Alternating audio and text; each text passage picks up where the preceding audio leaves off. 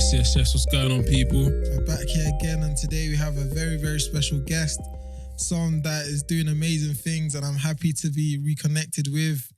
Got a great story, a very inspiring story, and has achieved great amount of success in the property industry and also just in business in general. So we have Daniel Moses here today. Can you introduce yourself for those who may not know who you are? Yeah, thanks guys for having me on your studio. I really love it down here, man. It's absolutely beautiful. Yeah, so my name is Daniel Moses. I am a property entrepreneur, speaker, a coach, and a mentor, and also a life coach. I help individuals get started in property investing and also help people around their mindsets as well, because mindset is one of the biggest things in life. If you can get your mindset right in life, you can get anything, absolutely anything, right in life. So I just help individuals to kind of help them to create wealth. Probably as you would have known my story already, a couple of years back, I was an Uber driver for about 18 months after having a loss in my business back home in Africa. And just in the last 4 years, I've been able to build a business in the region of over £2 million. So I just help individuals, who were currently probably, people who went through some sort of the same journeys as me, or people with no hopes of actually making it. Because for me, it's all about if I can do it, anyone else, anyone listening to me right now, can do it. It's just about getting your mindset right. So yeah, it's a pleasure to have me in your studio. Definitely. We can't, like you said, you kind of just touched on it a little bit, but we can't brush over it in terms of your story. So we want to hear from the beginning how things were. Yeah. For example, like you said, back home, how things were, the business you were doing. I know you got a good amount of success doing that as well. Yeah. And then transitioning over here and then getting to the stage you're at now. Before we get into it, can you just kind of just provide some additional context for the listeners? Because obviously you said you're from Nigeria, Edo State, right? Yeah. So can you just describe, what Nigeria is like and kind of the disconnect between rich and poor? Yes, absolutely. Thanks for that question. So the thing is, as you said already, I'm from Edo State, Nigeria. I was born, raised in Nigeria. Primary school, secondary school, university, all my life before the UK was in Nigeria. And the thing is, an average Nigerian live on a minimum of as little as £1 a day. All right, that just goes to tell you the difference. While the richer Nigerian, goes to spending about probably £1,000 a day. So you can see the divide. So the poorest person in Nigeria struggles for £1, and while the richest person in Nigeria can actually spend about £1,000 a day. So that just goes to tell you the divide that we have between the rich and the poor. And I'm quite fortunate to have been raised in quite a decent home. I wouldn't say a wealthy family, but kind of a little bit of well-to-do kind of family. So I kind of understood what it is to see someone really poor, and to also to see someone on the average, and also someone who is so some kind of rich as well. Yeah. So there's a balance in between from my personal perspective and how I grew up. So growing up as a child, I remember the days where I went to primary schools. So you literally carry this, like, it's called a slate board. You take your own slate board to school, and then you write with chalks on them. And, you will be whipped in school and you will be corrected in school. But in England is an absolute switch. In England, we have the luxury, I've got 2 kids. My son is 13 years old. My daughter is 10, and seeing them grow up and how I grew up in Nigeria. And I'm just like, I'm so grateful that I've been able to do so well for myself. In search for greener pasture, I've been able to come to this country, raise my kids in this country, give them a better life, give them the opportunity to become whatever that they choose to be. Whereas in Nigeria, it's completely opposite. The only people who sometimes will even have the chance of making it, without, being well educated, it's people that's got a lot, parents who's got a lot of money Yeah. that could be able to raise kids and, guarantee them a better life. sure. Every other person goes through that hustle and bustle in trying to make a living, and this is where you watch in the news, you see that aspect of the African side is always been was shown, but the wealthy side is not really shown all the time. But the population, again, if you look at the balance in between, Nigeria is a nation with over 300 million people. All right, from the last time I checked. Yeah. Okay, 300 million people. Sorry, and the poverty is like around probably 60-70%. So more than half of the population suffer in abject poverty. So it's growing back in Nigeria wasn't very easy, but it is what it is. Can I just add to and touch on that, because obviously like I'm half Nigerian myself, right? And obviously like you see the stuff on TV, but I went there, obviously went to my village, and it put a lot of things into perspective. Even down to England's benefit system is like, as citizens, we are extremely fortunate. Absolutely. To have a welfare system like we do. Yeah. Right. And it's like, I was like, wow, like I'm very, very fortunate to be in this position where, there are opportunities available, 100%. to just take advantage of. Definitely. Do you know what I mean? I speak about it quite a bit because obviously, like I said, I came here when I was 10 years old. So I grew up in Nigeria, in Lagos. But like, luckily, I was in a, like, same as you, in a decent position. But like, when people ask like, why do I work so hard, is because I've seen what it's like, knowing that I have a great opportunity here, just in terms of even having internet, even having 24-hour electricity. Do you know what I'm saying? Yeah. And like you said, puts a lot of things in perspective, because there's a lot of entitlement kind of when you kind of grow up in a situation where the government has kind of have your back with welfare and stuff like that as well. So yeah, just really being grateful to be here, grateful for the opportunity here, has really kind of helped me a lot in terms of my drive and my motivation and my work ethic as well. Because just Nigerians, we just know how to hustle. There's just something in our blood, you know what I mean? Absolutely. So yeah, definitely. Because you've seen the worst side, you've seen the bad side. People often ask me, Daniel, what keeps you motivated? I said, if you know my story, if you know where I'm coming from, like failure is not an option, because I've seen what it is for an actual human being to live for £1 a day, £1 a day.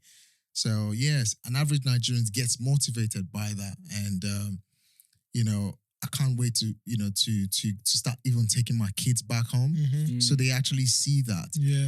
Where, for example, you can't just go and have a sweet or a bottle of Fanta without seeking the permission of your parents if you're from the really, really poor background. In fact, Fanta is luxury. It's expensive though. It's expensive It's down luxury, there. for a real poor family.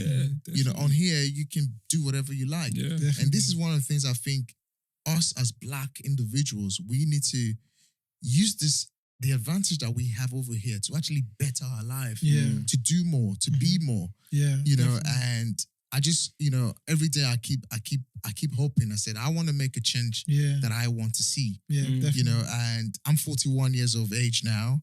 And I felt like, what, I was called into what I'm doing now at the right time, but I wish I could start what I'm doing now, like many years back, so that I can actually be a massive move to the younger generation. When you talk about, because the first thing in England, when you see people talk, the first thing you hear them talk about is, the knife crime, the bad, the gangs and all of that. Well, we've got this natural entrepreneurship spirit to fight in us, and we can use that to the biggest of advantages definitely. to actually be more.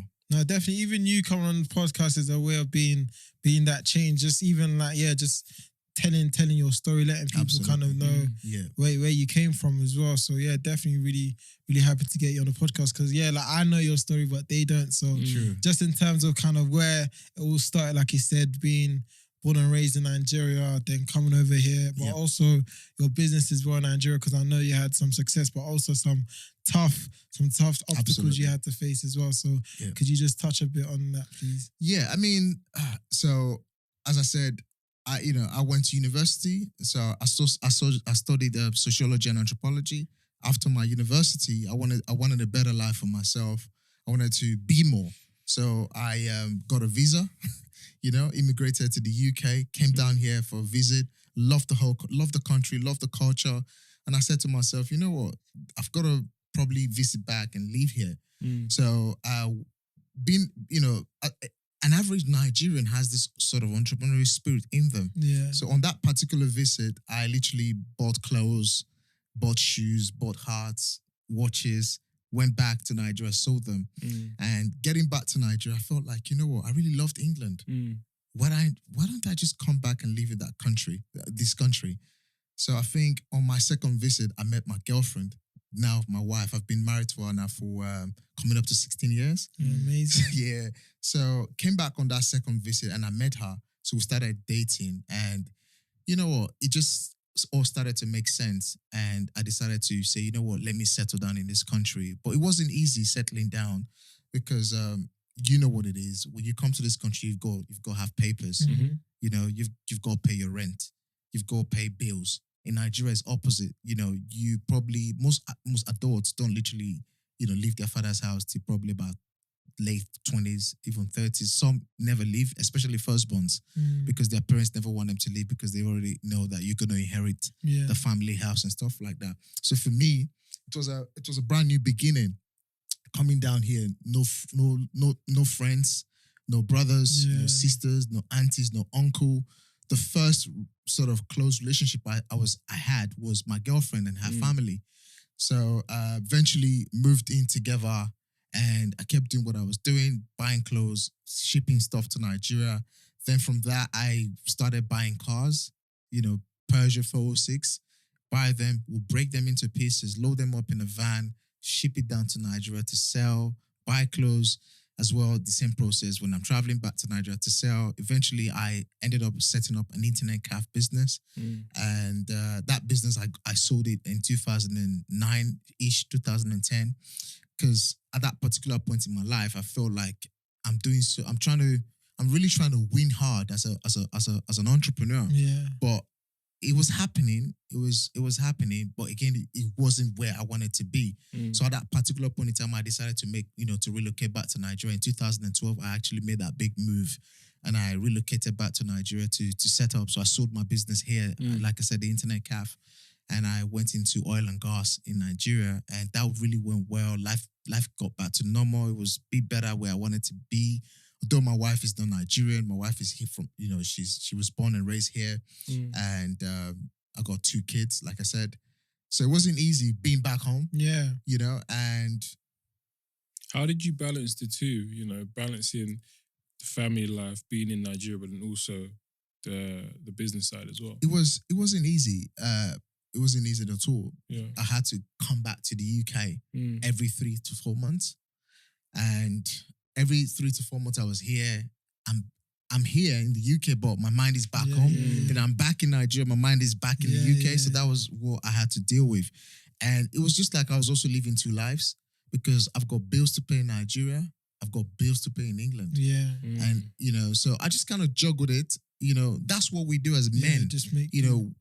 Naturally as a Nigerian man, you're born to take responsibility of looking after your kids, looking after your wife. Your wife income belongs to her. It's not your income, So whatever I had to, pay out what my wife needs to spend and stuff like that. She doesn't have to pay for anything. So that was what I had to deal with, back and forth, and obviously the stress in the Nigerian business as well. It really got really well until I had a massive, crisis in my business in Nigeria where 2 of my, trucks, the big trucks that kind of take the petroleum products to deliver and share petrol station, BPs. So that was what I was into in Nigeria.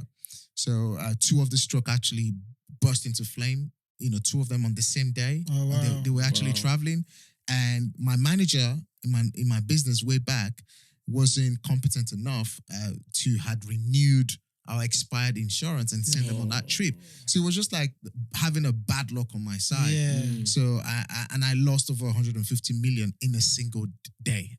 Wow. Equivalent in Naira, which is over 150,000 pounds. You know what? I smiled and I smiled. I thought I was strong, but not until when I returned back, I went to the hospital to see the doctor, and the doctor said, I'm going through depression. He said, I'm going through depression. I'm going through like, my mental state is not stable. I was like, what? I was like, I'm a strong. But did you feel like it was unstable though? No. So because you just took it on, didn't you? Because I didn't. I was well. I wasn't feeling in any form. But one thing I did notice was I was struggling to sleep. You know, I was really struggling to sleep. So, and obviously I kept telling them, you know, why can't I sleep? I'm not thinking about anything. So they started asking me, what are you? Is business okay? Is life okay? So you know how they are. They kind of start digging deep into questions. Yeah. And we kind of went into it, and then they just said, you're depressed, Daniel. And I was placed on antidepressant for some time, and it started working with me. And I remember a couple of times when I lost that money and the business in Nigeria, about 3 or 4 times within a month, the ambulance was called to my house. I would be taken to the hospital, but I'll get to the hospital, I'll check me out, and I'm okay. That was hard. It was really hard because that was everything I had just gone down the drain. Yeah. But I'm quite happy that it happened, because if I didn't lost the business in Africa, I think I wouldn't be where I am today. Yeah. Because in 2016, after I lost my business in 2015, I thought it was over. So at that time, I had built a business valued in the region of £150,000. But today, I've built a business valued in the region of over £2 million. So it's one of the things. One of the key thing was, it's not about where you are at that time. It's about it's your ability to pick up yourself. Yeah. There's never, as long as you have life inside of you, there's never an end to a life until you're actually dead. Yeah. Even just looking back in terms of the timeline, like you said, from 2021 now to 2016, it was just kind of a phase and part of your timeline and your story. So. Everyone needs to go through a phase. And I think at that time, for me, God was putting me through and prepare. I think I just feel like I have been prepared for whatever that is happening to me today, because since 2017, I've just seen myself grow and grow and grow. But in the past, I've never had to grow like that. Yeah. I'll probably grow for about 6 months. I'll go for another challenge for like 12 months. Or I'll grow for like 12 months. I'll go for another challenge for like 12 months. So it would be like year of success, year of backwardness. That was kind of what I went through. It was always roller coaster of, But since 2017, I just grew. And how did I manage to, grow like that? I don't know. But one of the things I know is that I know people talk about education, getting education, get a degree, go to school. But there's something I didn't know about self-development, personal development, having mentors, going through life. I think one of the biggest issues I had as a person was that, I was going to the wrong people for the right advice, which is the biggest destroyer as a business entrepreneur. It's like you want to be a millionaire, you're going to ask someone that's never made 500K for advice. It's like you need £10,000. You're going to ask someone who's never made 10 pounds for an advice. It's like, it just breaks people. And that was me way back. So having been through that phase of my life, first of all, I walked my way through and I'm going to get out of this antidepressant. And I did. And obviously I became an Uber driver. I became a taxi driver. And I think when I was an Uber driver, it was good because it paid the bills. It really paid the bills. But eventually, I'm just grateful that the challenges, the roller coaster, the Uber driver gave me what I am today. And I probably might share it in the next question. No, definitely. If you said obviously going through that and being an Uber driver has kind of made you out today, right? But how would you describe that whole period, that whole experience, how would you describe it in 3 words? In 3 words. So when life knocks you down, have a strategy. Some people, when life knocks you down, there is no strategy about how you're going to get yourself back up. So I think when I became an Uber driver, the first thing was the Uber, being an Uber driver was, okay, this will be a temporary fix. All right? While I figure out myself. That was number one thing that I learned from it. When I became an Uber driver, the second thing was, how long can I hold on? How long can I hold on? And the last question, the last strategy within the question you've asked is, am I going to stay here forever or I've got to figure something? But this is where, trust me, whether I say this all the time, and every time I have a talk, I always say, this is where you've got to believe in yourself and believe there is a supernatural being that is above human creation. So for me, at that point in my life, there's something that happened. I discovered God, because I was like, what is happening? Is there something you're trying to make me learn? And I've heard a voice in my sleep that turned into my reality of today. I was so tired. I was in the car and I slept off, in one of these McDonald's, because I was bringing someone from I went to drop someone at the airport. And through that, I got revealed to, I had a dream that I was looking at houses. And when I woke up from that sleep, I went on my Facebook just to kind of have a look at my social media. And I saw an ad on Facebook talking about property. And I clicked on that ad. I had the last £70 on my wallet, on my card, and I paid for that event. So, and I tested it. So the strategy was just as simple as that. Those were the 3 major things that I learned, that helped me kind of be who I am today. Definitely. Because if I wasn't strong enough to take the leap of faith that, okay, you know what, let me go into that property training program or a networking event, probably would never be here. Number 2, if I didn't have the energy, the strength within myself to persevere, that there must be a way around this. And if I wasn't patient enough to do Uber long enough to humble to get me humbled, because sometimes when we get humbled, and it's up to you to accept that this is a period where you just need to humble yourself. And once I think I went through that phase of my life, the rest is absolutely history now. No, I love that so much, because just like you said, being humble enough to say, you know what, I've just got to make this money anyhow. I'm not above it. Like, I need to provide for myself, provide for my family. And a lot of the time people think they're too sexy to do a job like that, if you know what I mean. Or for just even a normal job, a lot of people are like, no, I have to work for myself. I need to do this. And then secondly, like that leap of faith, taking that risk.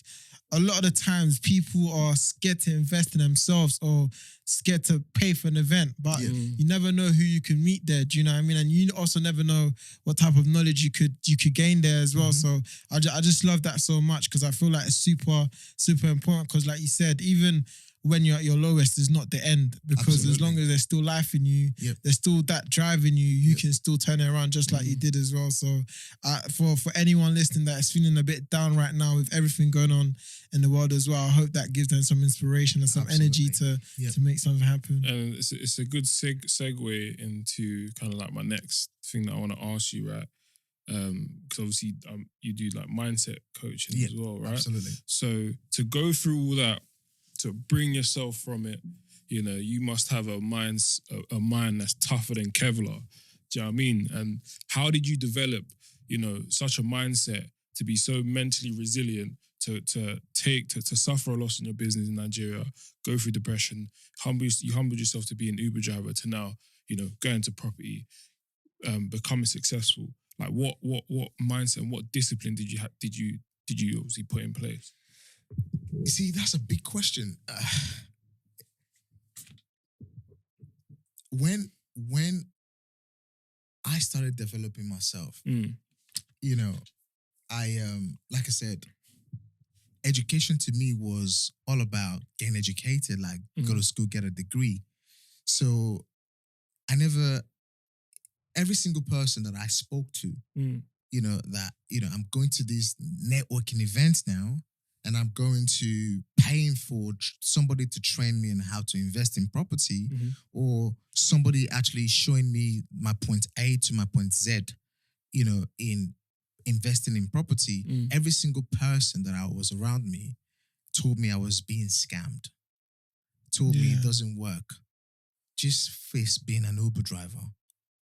And something within myself told me that, you know what, you need to listen to these people with this passion, you know, of you being an entrepreneur, and property could be your leeway, your escape to be, you know, to actually stop being an Uber driver. In that same time, I would ask my mentor and I would say, I'm going through this. And he will say, you know, I'm talking about, for example, I'm trying to talk to a letting agent or trying to speak to a landlord, and I was having backlogs of, brick walls of non-success. And I would go back to him and he started telling me the reason why you're not having a breakthrough was you're thinking about it too much. So, and I said, tell me more. Then he started saying to me, you see, when you focus on being angry all the time, that's what you're gonna get. So you're gonna walk out of this office now. The first 3 people that you're gonna meet are gonna get you upset because you're focusing on being angry. And I said, I don't get it. I don't understand what you mean. He said, okay. He gave me another example. I remember this other example that he gave to me. He said,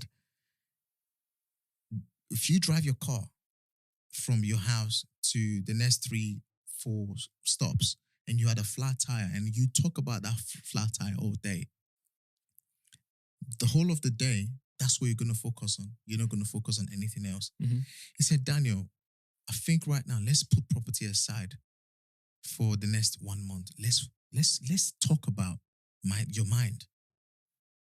Tell me about you. I want to get to know you. Not let's just put property aside. So we kind of started talking about me, about my story, about how I was raised and everything. Yeah. And we started to unlock a lot of limiting beliefs. Yeah. And we started to unlock and unlock and unlock and unlock.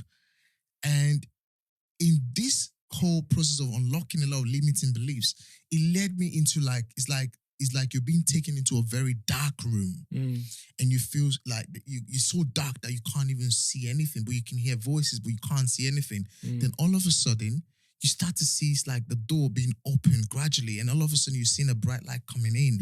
And he took me to that place where I was able to have a very deep reflection.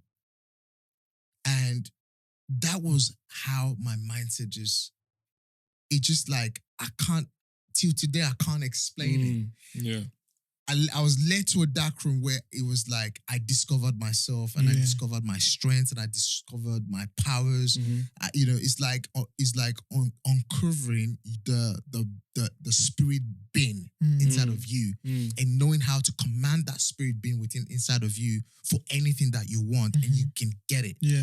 Powerful. I feel like even when you were just speaking, a lot of just kind of growing up in a certain environment where people haven't achieved the level of success you've achieved or you're striving to achieve, there's a lot of naysayers, there's a lot of people that don't believe it, and you don't even know you have these limiting beliefs. Like, for example, being on the phone to an agent, you're feeling as if they're doing you a favor, but really and truly you're doing them a favor.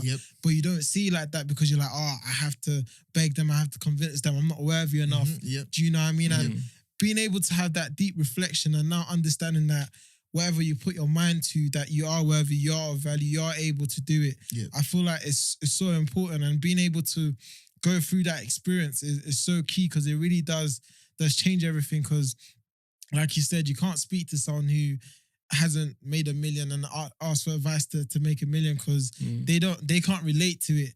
And even when it comes again, and I want to say this because a lot of people are afraid to pay for stuff that will make 100%. them get to where they want to be. 100%. And when people hear you're paying someone for this information, for this advice, for this mentorship, a lot of people are quick to say it's a scam or it's this and it's that.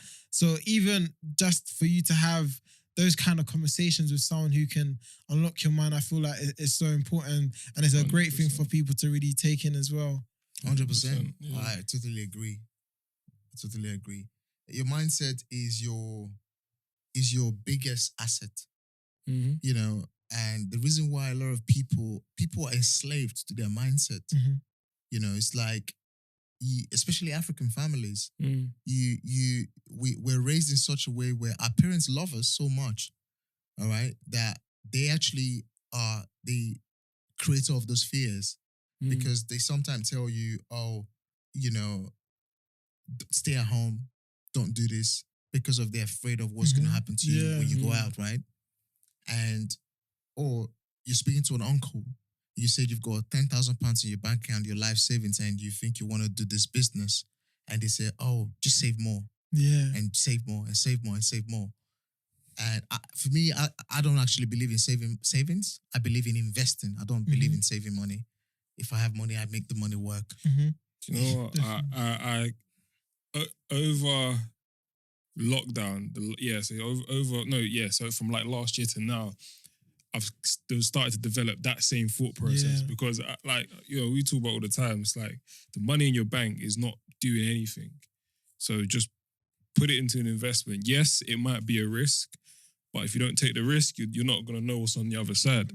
But as long as obviously that risk is calculated. Absolutely. I mean, two things. This is how you've got to look at it. All right. If you want to become an entrepreneur, it's not a journey of the faint. It's for the thick. It's people who've got thick skin. All right. You know, if you want to be successful, you've got to have thick skin. Someone with a brave heart. You know, often a lot of people see entrepreneurs share success, and they want to become an entrepreneur because they've seen, that individual being successful as an entrepreneur. People don't see the sleepless night. People don't see where the moments where you wake up at night, you feel like actually you're going to fail 100%, but something inside of you tells you you're going to win. So I often say this, like, if you're not prepared to have a mindset transition to develop a thick skin, then don't start. Don't even start the journey of being an entrepreneur. Because there is no such thing as starting a business and growing, in 6 months, in 4 months, in 5 months, and so on and so forth. It's a journey it's a journey that takes a minimum of 5 years. All right, to have that breakthrough.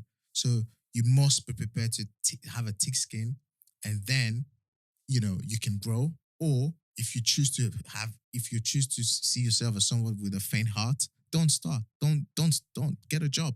Because the journey for an entrepreneur, it's not for everyone. I often say many are called, few are chosen. And that's just the way it is. So if you really want to win big, you must be somebody that must first of all work on your mindset, because your mindset is your biggest asset. If your mindset conceive that you're gonna fail, you will fail. If your mindset tells you you're gonna win, you will win. Definitely. There's a book called As a Man Thinketh. If you read that book, it will tell you the power really of your mind. And once I was able to get my mindset right, within the very first 6 months of my business, I actually sold 2 property deals, and it generated me over £4,000. This was way back in 2017 when I started my property journey. And between 2017 to 2018, 12 months later, I was able to stop being an Uber driver. Stop being an Uber driver. Caught my license. Actually, literally, I put it on fire. Literally, took out the sticker, burned my license, and by November 2018, I had a turnover of £80,000 of income. 2019, I built a portfolio of rent-to-rent properties where I have got, at that time, I had over 15 properties. Second year, done a £207,000 turnover, and from there, I started acquiring properties. Just in this lockdown alone, I built a portfolio of over 1.4 million personal asset. Yeah. And currently got deal pipeline of over 2.5 million. So, it's all about the mindset because something changed. I was in that dark room where I thought, there was no light. There was never going to be light. But someone took me there to unlock every single limiting belief. I went back to the days where I was on antidepressant thinking I wasn't going to make it. But once, he was able to help me go through all these knots being, unscrewed. Yeah. I had a massive explosion. And I'm just super grateful that I now also use the same sort of tactics to help individuals get started in property, and focus more on their mindset, because if they get their mindset right and eliminate their limiting beliefs, anyone can be successful. Definitely. It's just your circle, your Definitely. network. Who are you listening to? Don't go to the wrong person for the right advice. Don't go to a barber where you need to. Don't go to a doctor for a haircut. You go to, a barber for a haircut. So you've got to go to the right person. You've got to be your network. You've got to know what you're doing, by working on your mind. So yes. Definitely. No, that's amazing. For those listening who may not know what you do in property, so what exactly do you do in property? You mentioned rent to rent and deal sourcing. Could you just break it down a bit for people who may be interested as well? Yeah, so I help individuals get started in wealth creation through property. And there are three major strategies that I teach individuals, anyone at all looking to invest in property, on how to get started. So basically, the deal sourcing strategy is like almost you being an independent letting agent, basically finding good deals, finding somebody who's looking to buy property or somebody who's looking to rent property, and then show that deal for cash by helping them find the right type of property. And you get paid. You can get paid between £1,000 to up to £3,000, depending on the situation. Then the other strategy is called the rent to rent strategy. So basically, you're borrowing someone's house with their permission. You're going to rent that property out again, and you becoming the landlord. So I'll just give an example. I'll come to you now, and I'm like, can I rent your house from you and offer you a secured rent month in, month out? And you said yes. Okay. And then I'm going to say to you, I'm renting the property from you as a 3-4 bedroom house, but I'm not going to be renting it to a family, but I'm renting it to 5 friends together. So that property becomes a house called House of Multiple Occupation, HMOs. So I've gotten the permission from you to do that. And I'm not acting to the 5 individuals living in that property as if I own the house. And they pay me rent. I pay you your cut. All right. I pay the bills, the cost of running the property. And eventually there will be a pot of, of cash left. That becomes my profit. So which can actually help any person become a landlord, gain landlord experience, gain knowledge, and individuals are making a minimum. Most of my students are making, from £600 net per calendar month profit from a house they don't own. And all they need to get started in this is just around £5,000 to £7,000, depending on the part of England that you're in. And then the final one is the wealth builder, whereby you buy one house, all right, with momentum. Basically, what this means is you buy a house that is run down, you add value to it. You pull all the money that you used to do the refurbishment work, the deposit, you pull all this money out, then use the same money again to buy another property. And you just keep doing over and over and over again. This is how I've been able to build, a current, valued asset portfolio that I own in the region of over 1.4 million with a deal pipeline of over 2.5 million. So fingers crossed by the end of the year, I will easily have a portfolio in the region of 5 million. Amazing. Can we go into that, the property wealth builder a bit more, right? Because obviously, finding the right property can be a challenge, but also carrying out the assessment of, the area, do the numbers make sense? So obviously, just for our listeners, when looking for an investment property, what are the right things to look for? What are the right questions to ask? And what sort of analysis needs to be done in order to make sure that the numbers make sense? Yeah.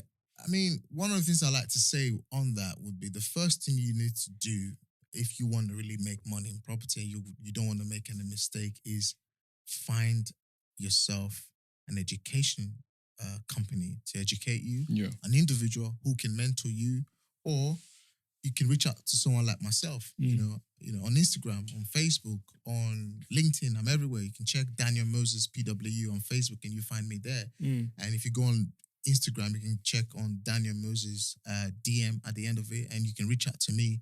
And you know, you can attend one of my free webinars. I have a free webinars every single Thursday at 6:30 p.m. for about an hour 45 minutes, where I go through the front face of these three strategies that I've talked about. You know, you've got to be educated. If you're not educated, you're gonna end up making some very costly mistakes where you can end up losing money completely. You know, and you don't want to do that. So it's not about the due diligences. It's not about the numbers. It's all about understanding how to apply. What is my step one? What is my step two? What is my step three? How do I know I'm going to make this money back? How do I find the right type of property? And applying that process, like I said, step by step, that's what actually gives you the success. Because anyone can go and buy a property from a letting agent, right? But there are areas where you're going to buy a house and your house might not even add value in the next 3 years. You know, or there are areas where, you know, you can't convert a house into a house of multiple occupation without going for planning permission and so on and so forth. So this is why it's very important for you to get yourself educated before even thinking about investing in property. Get yourself educated. All right? Yes, there are a lot of free stuff on YouTube, but the thing is, no one ever became a doctor by watching free YouTube channels of becoming a doctor. So get yourself a mentor. Get yourself educated, because that's what put me where I am today. Definitely. I've spent in the last 14 months alone, the last 18 months alone, I spent over £60,000 on educating myself, not just in property, but in so many other stuff. In my entire 4 years career, I've spent over £100,000 in educating myself to be where I am today. Have I made that money back? 1 billion% I have. You know, the thing is, if you don't invest in yourself, you know, it's almost impossible for you to to actually break that barrier and become wealthy. You know, they said self-development will make you a fortune. All right? Getting yourself educated and getting a degree will make you a living. You know, so it all depends on what one you want to do. So for me, I believe having someone hold your hand, hold you accountable, show you the step-by-step process, help you avoid the mistake they made, all right, is worth paying for in order for you to get to where you want to get to. You know, so that's, for me, that would be the easiest way anyone can get started in property. But I got a question. What if there's an individual that, you know, he wants to pay for mentorship, but he can't afford it? Well, or he or she can't afford it. Well, this is where sometimes you've got to become a person of value. So there can be a need for value exchange. So I'll give an example. You know, I came into the studio, you know, with my videographer and my photographer. He goes with me almost everywhere that I go to. You know, he approached me and said, bro, I'm interested in what you're doing. You know, big up to Femi. Big up Femi. Femi. Yeah, so Femi, you know, reached out to me and said, bro, I'm interested in what you're doing, but I haven't got the money. Right? He said, can I go with you to help you document every single thing you're doing? Sweat equity. He jumped into my, you know, I then said, you know what? I introduced him to my business partner, Kevin, one of my mentee, who actually traded value as well for becoming my business partner today. So, you know, and today, Femi is now in my Wealth Gold Circle membership, which is a 12-month program valued of excess of over £12,000 worth of, you know, knowledge and information. So that's what you could actually look into doing. So if you haven't got the money, what are you good at? You know, that you can offer someone that can make that person bring you into their circle. All right? The best way of actually winning is for you to get in a seat on the table. Yeah, and how do you do that? 100%. You have to bring value. Definitely. And I think a lot of the time, even with value, is not always, for example, a skill like videography or photography. It could just be work ethic. It could just be ideas. Even I remember kind of when I was like a couple of years ago, when I was really trying to sit on the table with some amazing people. For me, it was like, my selling was always, I'm young, I'm fresh, I have energy, but I also can keep you fresh. Do you know what I mean? Like, for example, speaking to a 41-year-old, I can be like, I can tell you what's going on with the 20-year-olds, with the 18-year-olds. I can let you know what's going on. And that's still my selling now in terms of my agency. I'm speaking to brands to help them engage with young people, because I can't be like, like why choose me instead of the bigger agencies? I have to say, like, listen, I'm young, I know what's going on, I speak the language, I'm part of the culture. You guys are outside, you're outsiders, and we're the ones who make movements. Do you know what I'm saying? So a lot of the time it's just being clear, and just like you said, self-reflection, being quite clear in terms of what type of value do you want to bring, studying it, obsessing over it. My way in was marketing. Do you know what I'm saying? I could say to someone, in exchange, I can market your business, I can help you with your strategies, I can help you with social media. These are not things that I have to pay for. These are not things that I have to kind of have a natural gift for it. Do you know what I'm saying? It's things I obsessed over and I learnt over as well. So like you said, having value, you can come up with so many different ways in which you can offer that to someone. You need to find their pain or their problem and offer a solution for it. And obviously, just to add from obviously a corporate perspective, right? So if you don't want to be an entrepreneur and obviously you work and you decide to get a job, right? Sometimes you are also asked that in job interviews, what value can you bring? So again, you need to have a good understanding of what your skills are, what your weaknesses are, and the value you can add to that company or organization. So it could be diversity in thought. It could be your ability to, quickly pick up and synthesize information. So have a good understanding of what your skills are. Definitely.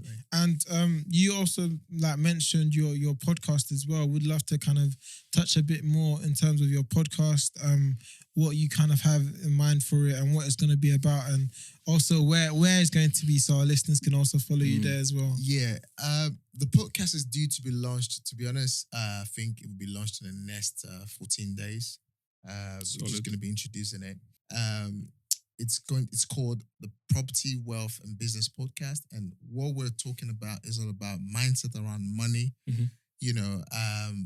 around investing and creating that sort of abundance for yourself through either business or through property or through anything, anything specifically.